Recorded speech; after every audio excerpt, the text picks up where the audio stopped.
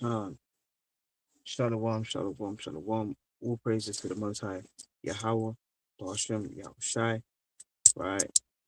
Lord willing, hey, everyone as well, man, right? Just a quick, very quick, right? You know, tell by the title, man, right? It says, Wake up, judgment is brewing. And essentially, man, wake up and smell the coffee, right? You have to wake up and smell the coffee, as they say, man, right?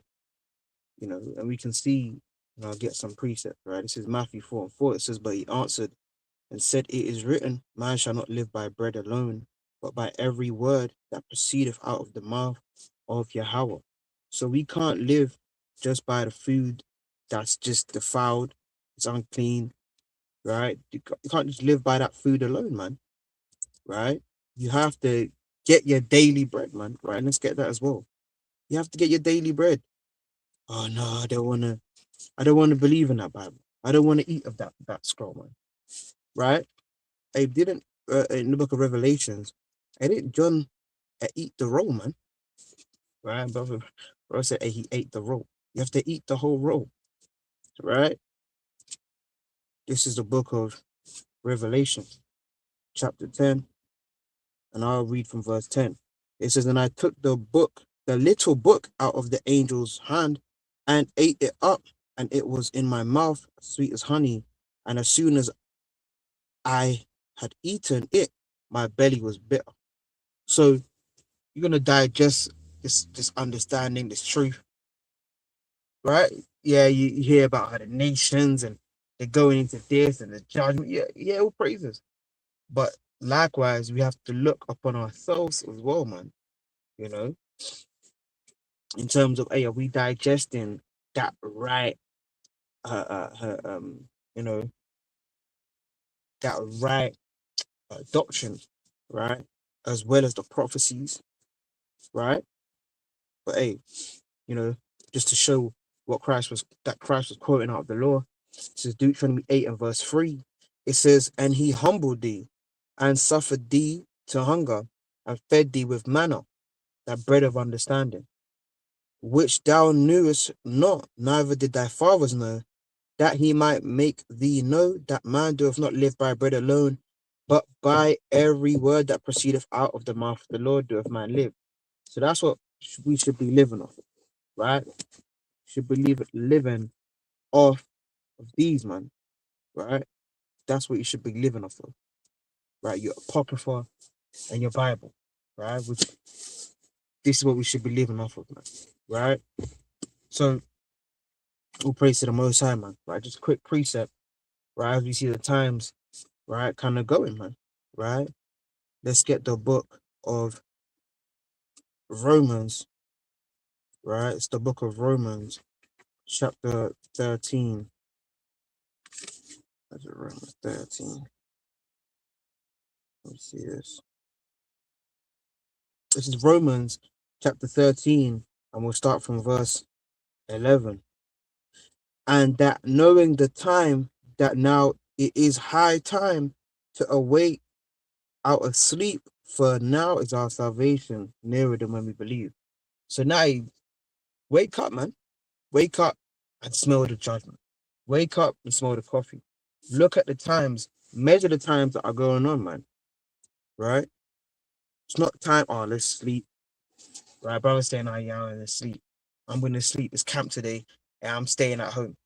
What are you lot doing? Right? Some brothers say that, man. Oh, I'm sleeping in. I'm sleeping in today. I'm sleeping. I'm doing cuddlies with my rib. Me and my rib are gonna cuddle on Sabbath. Right? It's time to wake up, man. Get out at camp. Go to camp. Be at camp. Be about your Lord's business. That's what we should be about, man. Right? So it's high time. It says, reading on in verse 12. The night is far spent. And when that night comes, because remember, when Yahushua, the death angel, it came down during the time of Exodus, man, and it went dark, right? Darkness was on the face of the earth, man, right? But reading on it says, Romans 13 and 12, the night is far spent, the day is at hand. Let us therefore cast off the works of darkness, and let us put on the armor of light. So that's what we need to be putting on in these last days, man. Right? Because we can see the signs, man. You can see the signs in the sky, right? You see the things that are going on, man. Right? Missiles dropping, cluster missiles, these kind of missiles, and these things, man. Right? They're all going on in the earth, right? Who do you think's doing that? Who do you think's ordaining these things, these judgments to take place? Right? Stop thinking Caesar Borgia, man. Right? Some image breaking depiction of Christ, or image broken depiction of Christ, which is iconoclasm, is coming down to save you by saying, "Oh, peace, peace, peace." Right? That's what, didn't Trump make a board of peace? Right? This is the book of First Thessalonians, right, chapter 5, and I'll start from verse 3. It says, I'll start from verse 5. First Thessalonians 5 and 1. But of the time and the seasons, brethren, ye have no need that I write unto you. Because we should know, okay, this season, that season, by the constellations, the stars, the moon, right, the sun, right? People kind of, they do that, and they feel the wind is blowing. Okay, it's that way. East is that way. Right? It says, verse 2, it says First Thessalonians 5 and 2, for yourselves know perfectly that the day of the Lord shall come as a thief in the night. So that's when that time will happen. It's not going to be Yahushua's going to say surprise. He's going to say surprise, right? But it's not going to happen that he's going to send a Morse code, and it's going to go. It's going to read on your Android phone. Hi, it's Yahushua. My father sent me back. Be ready in 5 minutes. Right?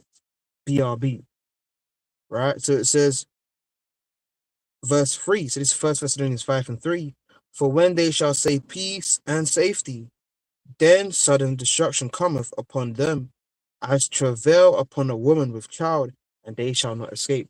So when they're saying, "Oh, peace," the Trump done a board of peace, right? And that's how he's very double tongued. That's a serpent. Double tongued. You're saying the board of peace, but then Cuba, you're saying, "Oh, Iran, forget about Iran, right? We're gonna go to Cuba." Then you're saying Venezuela. You done Venezuela, then Syria, right? Maybe Lebanon, right? All these, maybe Yemen, right? You looking, it's a double talk right now, man. It's saying peace, but it's not really peace, man. Right? So this is Genesis chapter 1, verse 14. It says, and God said, let there be lights in the firmament of heaven to divide the day from the night, and let them be for signs and for seasons and for days and for years. So those signs that we're seeing, man, what are those signs, man? Right? What are those signs? Right, let's go to the book of Acts 2. Right, and there was a blood moon, I believe it was on the 4th. Right, I believe it was on the 4th of March or on the 3rd of March. Right? So this is Acts 2. And that's a sign.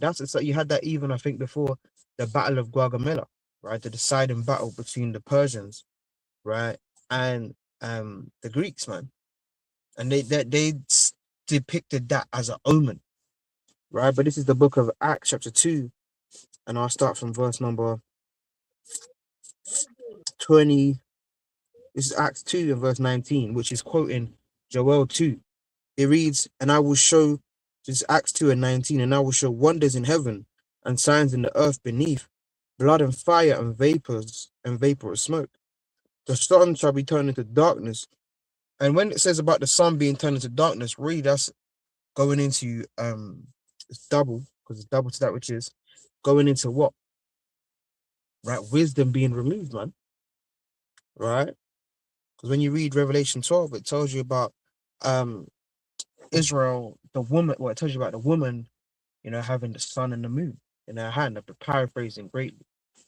Right? So reading on, it says Acts 2 and verse 18 and verse 19, sorry.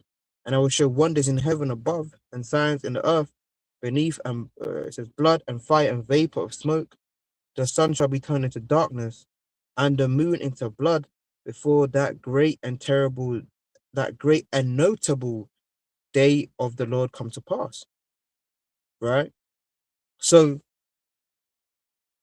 yeah, man, and you can see that happening. Those are the signs that are being put forth in the earth, man, right? This is, what that verse was quoting. This is the book of Joel, chapter 2, and I'll start from verse 20 or 31. It says, "The sun shall be turned into darkness and the moon into blood before the great and terrible day of the Lord come." So that darkness, when it's dark, right? We love to say dark in WFI Europe, man. Right? That was dark. When that darkness hits, man, that judgment that's gonna come forth, right, with the different diverse spirits that are loosed in the earth, is gonna be catastrophic, right? And it's not gonna be just, oh, it's just gonna be in Iran. It's just gonna be over there. It's gonna be on your road, on your postcode, in your area, in these countries, in these metropolises. It's gonna be in these places, right? So let's go to the book of Luke, chapter 21. Right, another one. This is Luke 21 and verse number 25. And it reads, "And there shall be signs in the sun and in the moon and in the stars upon the earth, distress of nations with perplexity, the sea and the waves roaring." And really, the waves really goes into water, right? Which is going into nations, man, right? The nations, because remember when you read, I believe it's Revelation 17 and I think 21, it tells you about how the nations they're the water. So when there's distress, if the waters aren't eased, hey, the nations are uneased, man, right? Are uneasy rather. It's the book of Revelation 17 and 15. So like, yeah, it says, but point being, it says about the blood of the moon, man. That's a sign of what? Right? Madness to come. This is Revelation 17 and 15. And he saith unto me, the waters which thou sawest, where the horse sitteth, right? Babylon the Great, are people and multitudes and nations and tongues. See that? So those are those nations, man, right? Which are those waters that are going to be distressed. That's why in these last days, hey, you have to make your calling sure, man. Right? You can't just, oh well, right? You're just hopping off this thing, man. Right? You gotta do your best to be rooted in this truth, man. Right? This is the book of Philippians. Let me see if I can find it. Oh, when I get it.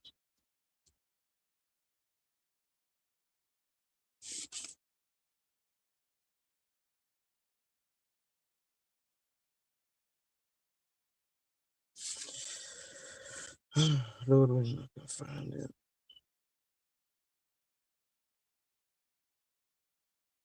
So that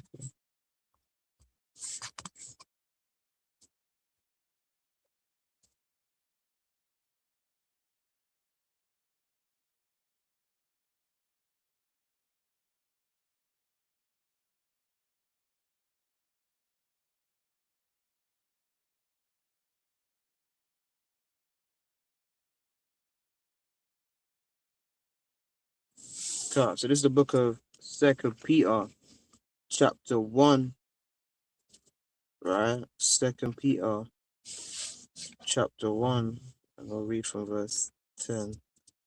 Right, it's the book of Second Peter, chapter 1, and verse 10. It says, "Wherefore, the rather, brethren, give diligence to make your calling and election sure. But if you do these things, ye shall never fail."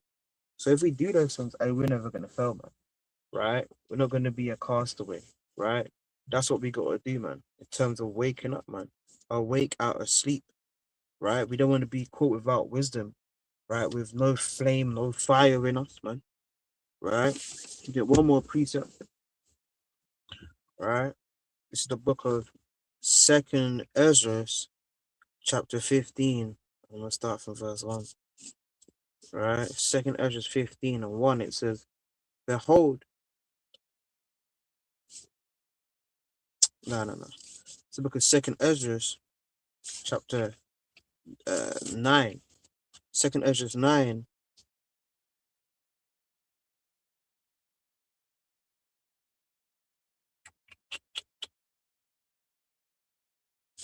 See that?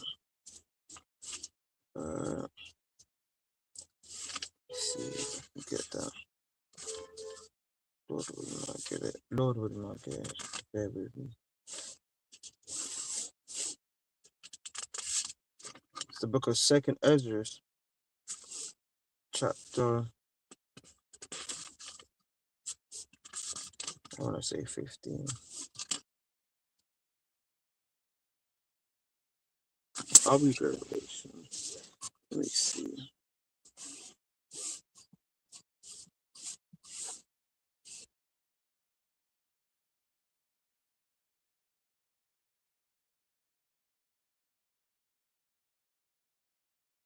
Come on.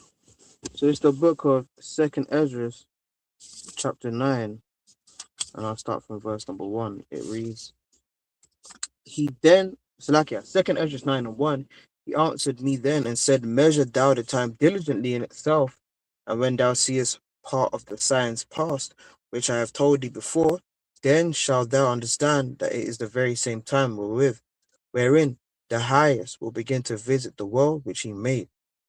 Therefore, when there shall be seen earthquakes and uproars of the people in the earth, then thou shalt well understand it that the Most High spake of those things from the days that were before thee, even from the beginning.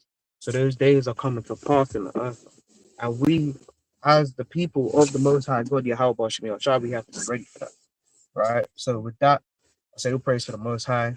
The Lord willing you edified. Shalom.